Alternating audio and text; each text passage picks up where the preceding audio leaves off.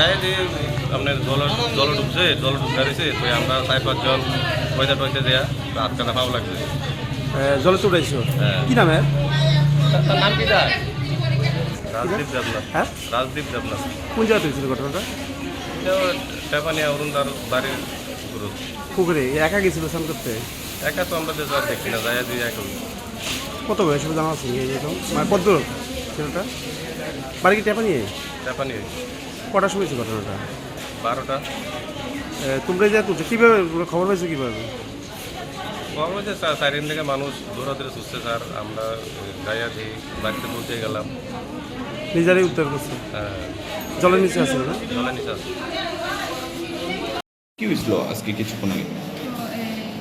ভগবতী হসপিটালে 12টা নাগাদ, দুপুর 12টা নাগাদ রাজদীপ দেবনাথ নামে গর্ভবতী কিছুকে নিয়ে আসা হয়। তো এটা ওকে পরীক্ষা করে দেখা হলো মৃত অবস্থায়, মৃত অলরেডি। বাড়ির লোক জিজ্ঞাসা করে বললো যে পুকুরের জলে পরে